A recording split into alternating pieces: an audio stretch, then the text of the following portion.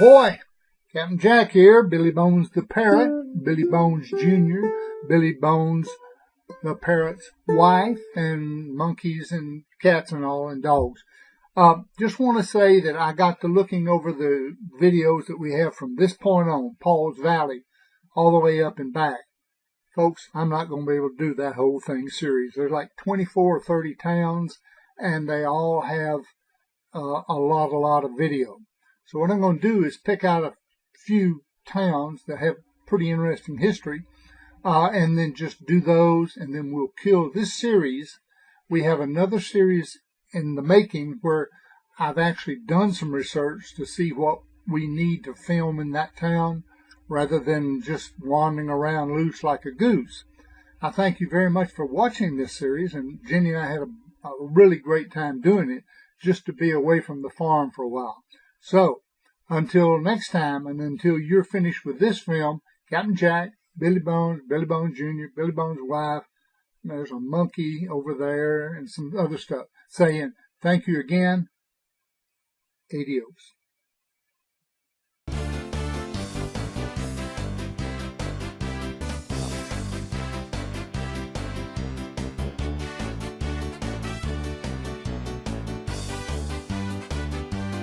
That white building that you see just ahead of us was the Kerr-McGee service station. Kerr-McGee, of course, was an oil company in the day. Now, this building, except in its original form, is what Paul's Valley uses on most of their correspondence and for their literature.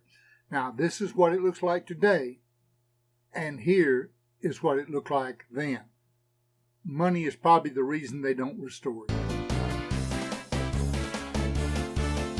Paul's Valley was settled by Smith Paul, a man from North Carolina who had come into the Indian Nation and married a Chickasaw woman. Now, we know when we say it was settled by him, it wasn't. The Chickasaw had been there for many decades. Well, he married a Chickasaw woman, that way he could have land. And he did. He opened a plantation-sized farm. And for many years, the Kiowa Comanche mail system would bring mail to Smith Paul's large farm. Well, after the Civil War, he was given the duty to administer some of the Indian lands, and then it was called Paul Smith's Reservations. Well, later on, the Comanche Kiowa Indian Trail mail system decided just to call it Paul's Valley. Then the United States mail system opened a post office there, and it was called Paul's Valley, Arkansas. That's because all the Indian Nation was administered through northern Arkansas. Of course, now it's Paul's Valley, Oklahoma, as it should be.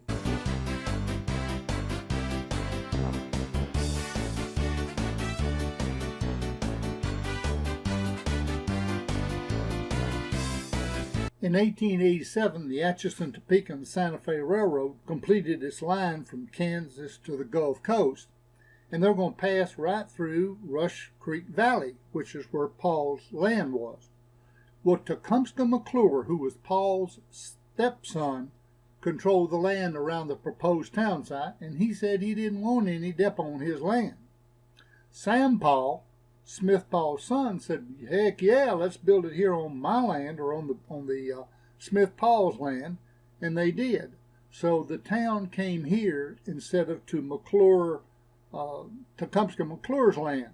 He lost a lot of money because of that decision. It is claimed by the city of Paul's Valley, Oklahoma, that they have more brick paved streets than any other city in the United States. Notice the word is brick paved.